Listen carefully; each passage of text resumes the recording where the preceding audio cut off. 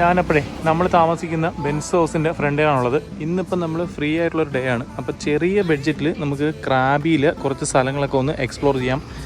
അതിനുവേണ്ടി ആദ്യം നമുക്ക് ഫുഡൊന്ന് കഴിക്കാം. ഇപ്പോൾ ഉച്ചയായി ടൈം.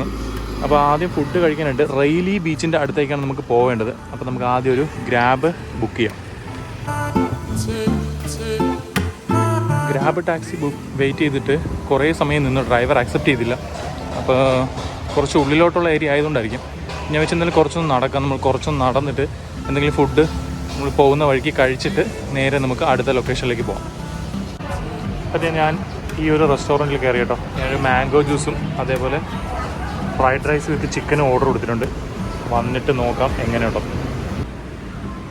ഇതാണ് കേട്ടോ ഞാൻ പറഞ്ഞ item, fried rice with chicken. ഇത്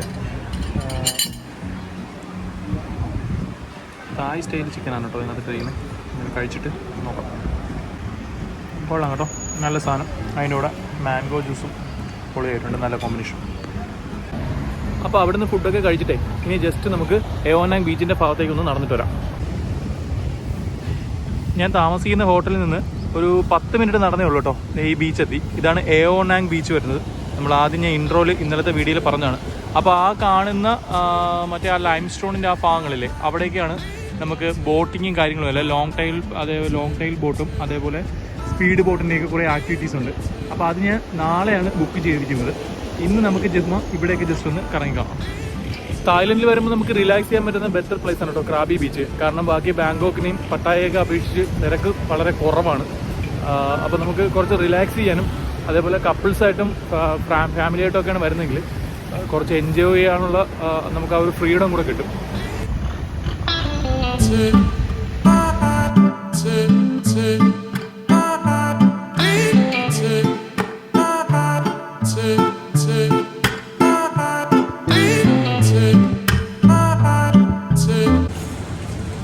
ആ ലൈം സ്റ്റോൺ അടിഞ്ഞു കിടക്കുന്ന ഓരോ കുന്നുകളും ഓരോ ഐലൻഡിൻ്റെ ഭാഗങ്ങളാണ് കേട്ടോ. നമ്മൾ അവിടെ എല്ലാം ഇവർ ബോട്ടിൽ കൊണ്ടുപോകും.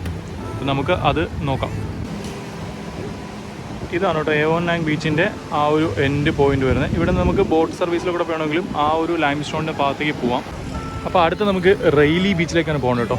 പ്രധാനപ്പെട്ട ഒരു ബീച്ചാണ് റെയിലി ബീച്ച്. അപ്പോൾ അവിടെ പോകേണ്ടത് ഇവിടെ നിന്ന് തന്നെ നമുക്ക് ടിക്കറ്റ് എടുക്കണം. ഇവിടെ നിന്ന് ടിക്കറ്റ് എടുത്തിട്ട് ഇവിടെ വെയിറ്റ് ചെയ്തിരിക്കുമ്പോഴത്തേക്ക് അവരെ കാറിനകത്ത് എവിടെ കിടപ്പുണ്ട് കാറിനകത്ത് ബോട്ടിൻ്റെ അടുത്തേക്ക് കൊണ്ടുപോകും. ബോട്ടിനകത്താണ് നമ്മൾ പോകുന്നത്. അപ്പോൾ നമുക്ക് അങ്ങോട്ട് എന്തായാലും പോകാം, ഇവിടെ വെയിറ്റ് ചെയ്യേണ്ടത്. അപ്പോൾ അവർ ഈ കാറിനകത്ത് നമ്മൾ കയറ്റിയിട്ടുണ്ട് കേട്ടോ. ഇനി നമ്മൾ പിയറിൻ്റെ അടുത്തേക്കായിരിക്കും കൊണ്ടുപോകുന്നത്.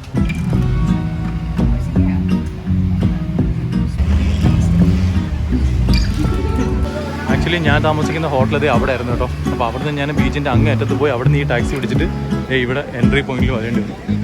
ലോങ് ടൈൽ ബോട്ടിലേക്ക് പോകാനായിട്ട് നമ്മൾ ഗൈഡിൻ്റെ കൂടെ ഫോളോ അപ്പ് ചെയ്ത് പോകാം കേട്ടോ. അങ്ങ് വെള്ളത്തിൽ കൂടെ ഇറങ്ങി വേണം കേട്ടോ അതിനകത്ത് കയറാനായിട്ട്. ആഹാ, അടിപൊളിയാണല്ലോ. തിരമാലകളിൽ കൂടെയാണല്ലോ ഇങ്ങനെ പോകേണ്ടത്. ഇത് കടലാണ് കേട്ടോ, ബീച്ചിൻ്റെ ഭാഗത്താണ്. അവിടെയൊക്കെ കടലിങ്ങനെ ഉള്ളിലേക്ക് വലിഞ്ഞു കിടക്കുന്നതുകൊണ്ട് നമുക്ക് തോന്നാത്തതാണ്. അപ്പോൾ നമ്മൾ ആ ബോട്ടിൻ്റെ അടുത്ത് വരെ ഇതിലെ കൂടെ ഇങ്ങനെ നടന്നു പോകണം വേണ്ട.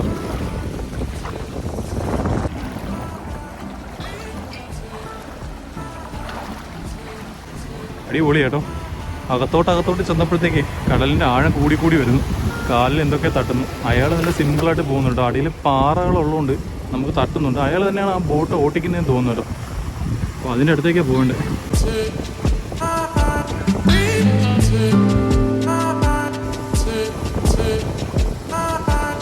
നമ്മുടെ കൂടെ അവിടെ നിന്ന് വന്നവരെല്ലാം അവരെല്ലാം ഇവിടെ എത്തിയുള്ളൂ കേട്ടോ. ഇവിടെ അടിയിലേക്ക് നല്ല സ്റ്റോൺസ് എന്തൊക്കെ ഉണ്ട് കേട്ടോ. അപ്പോൾ നമ്മൾ ചെരുപ്പില്ലെങ്കിൽ കാലിൽ തട്ടും.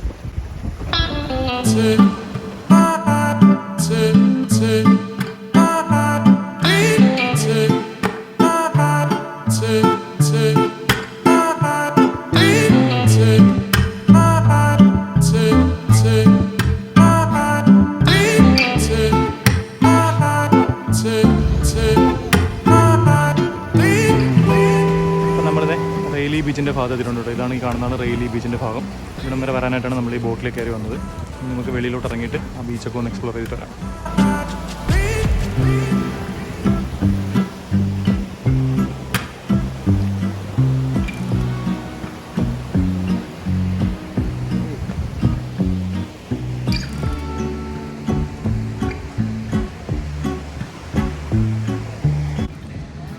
വലുതായിട്ട് തിരക്കും കാര്യങ്ങളൊന്നും ഇല്ലാത്ത ബീച്ചാണ് കേട്ടോ റെയിലി ബീച്ച്. ഇനി ഓഫ് സീസൺ ആയതുകൊണ്ടോ എന്ന് അറിയത്തില്ല, പക്ഷെ നല്ല ബ്യൂട്ടിഫുൾ ബീച്ചാണ്. റിലാക്സ് ചെയ്യാനായിട്ട് അടിപൊളി സ്ഥലമാണ്.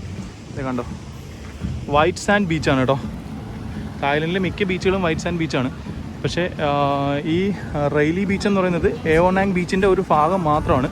അപ്പോൾ അവിടത്തേക്ക് വേണ്ടിയിട്ട് പബ്ലിക് ട്രാൻസ്പോർട്ടേഷൻ്റെതാണ് ഈ പറഞ്ഞ ഫെറീസ് എല്ലാം കിടക്കുന്നത് കേട്ടോ. അപ്പോൾ നമ്മൾ ഫെറിയുടെ ആ ടിക്കറ്റ് കൗണ്ടറിൽ പോയിട്ട് ഫെറി ബുക്ക് ചെയ്ത് 200 രൂപയ്ക്ക് നമുക്ക് ഇവിടെ എത്താൻ പറ്റും.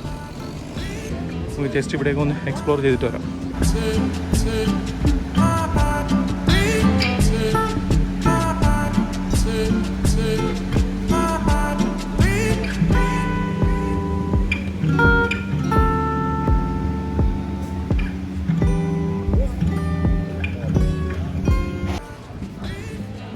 ഭാഗങ്ങളൊക്കെ ഇവിടെ വെച്ചിട്ടുണ്ട് കേട്ടോ. റെയിലി ഈസ്റ്റ് ഉണ്ട്. നമ്മളിപ്പോൾ വെസ്റ്റ് സൈഡിലാണ് നിൽക്കുന്നത്. അപ്പോൾ നമുക്ക് റെയിലി ഈസ്റ്റ് വരെ ജസ്റ്റ് ഒന്ന് പോയി നോക്കിയിട്ട് വരാം.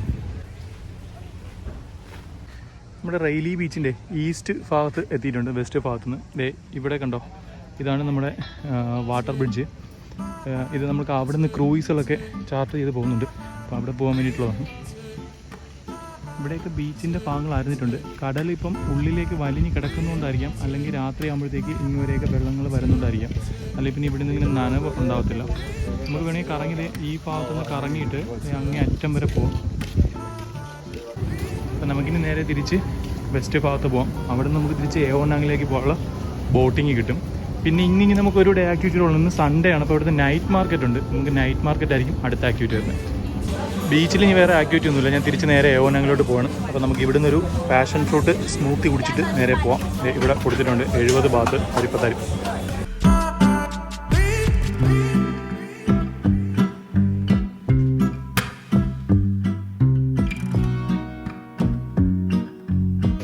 അപ്പോൾ അതെ, പാഷൻ ഫ്രൂട്ട് സ്മൂത്തി വന്നിട്ടുണ്ട്. നമുക്കിതും കൊണ്ട് നേരെ ബീച്ചിനെ അങ്ങോട്ട് കൊണ്ടിരിക്കാം. അപ്പോൾ ഇവിടുത്തെ ആക്ടിവിറ്റീസും കാര്യങ്ങളെല്ലാം കഴിഞ്ഞിട്ട് നമുക്ക് ആദ്യം എടുത്ത ആ പാസിൻ്റെ ബാക്കി സാധനം സൂക്ഷിച്ച് വെച്ചിട്ടുണ്ട്.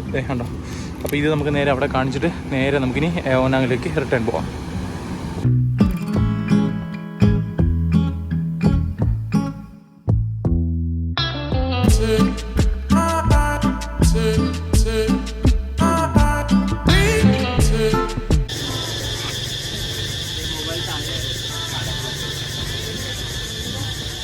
ഇപ്പോൾ ടൈം വന്നിട്ട് വൈകുന്നേരം 6:30 ആയിട്ടുണ്ട് കേട്ടോ. ഞാൻ നൈറ്റ് മാർക്കറ്റിലേക്ക് പോകാൻ വേണ്ടിയിട്ട് ഇറങ്ങിയതാണ്. അപ്പോൾ അത്യാവശ്യം നല്ല മഴ ചെറുതായിട്ട് പെയ്യുന്നുണ്ട്. അപ്പോൾ എന്തായാലും നൈറ്റ് മാർക്കറ്റ് ഇവിടെ നിന്ന് ഒരു 1/2 മണിക്കൂർ ദൂരെയാണ്. അപ്പോൾ നമ്മൾ പോയിട്ട് വരുമ്പോഴത്തേക്കും മഴ പെയ്യണമെങ്കിൽ പണി കിട്ടും. അതുകൊണ്ട് പോകുന്നില്ല. ജസ്റ്റ് ഇവിടെയൊക്കെ ഒന്ന് ചുറ്റിക്കറങ്ങി നൈറ്റ് ഫുഡൊക്കെ ഒന്ന് ടേസ്റ്റ് ചെയ്തിട്ട് പോകും. ഇത് വന്നിട്ട് എയോനാങ് ബീച്ചിൻ്റെ അടുത്തുള്ള ഒരു മാർക്കറ്റ് ഏരിയ ആണ് കേട്ടോ. ഇവിടെ കുറച്ച് ഫുഡും, അതായത് തായ്ലൻഡിൻ്റെ തനതായിട്ടുള്ള കുറച്ച് ഫുഡുകളും അതേപോലെ കുറേ ഷോപ്പുകളുണ്ട്. ഈ ഷൂസൊക്കെ ഏതെടുത്താലും 100 ബാത്താണ് കേട്ടോ. നല്ല രസമല്ലേ. ഇതൊരിക്കുന്ന വാൾപേപ്പേഴ്സ്, പെയിൻറ്റിങ്സൊക്കെ സൂപ്പറാട്ടോ. നല്ല വലിപ്പത്തിലുള്ളതുണ്ട്.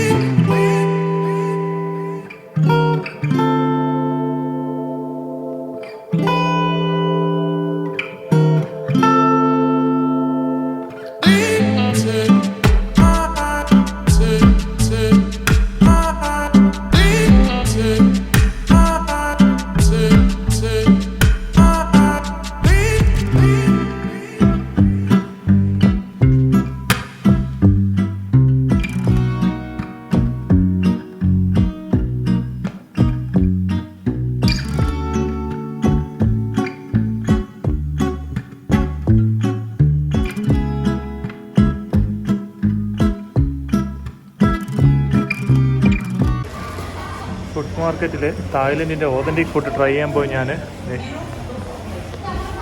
മക്ഡൊണാൾഡ്സിലെ ചിക്കൻ പറഞ്ഞിട്ടുണ്ട് കേട്ടോ. എന്തായാലും നമുക്ക് ഇവിടുത്തെ മക്ഡൊണാൾഡ്സ് ഒന്ന് ചെക്ക് ചെയ്ത് നോക്കാം. വെയിറ്റിംഗ് ആണ്, വരട്ടെ. അപ്പോൾ അതെ, ഇതാണ് കേട്ടോ നമ്മുടെ നൈറ്റ് ഫുഡ്. അപ്പോൾ ഇതും കഴിച്ചിട്ട് ഇന്നത്തെ എപ്പിസോഡ് ഇവിടെ നിർത്തുവാണേ. Bye bye.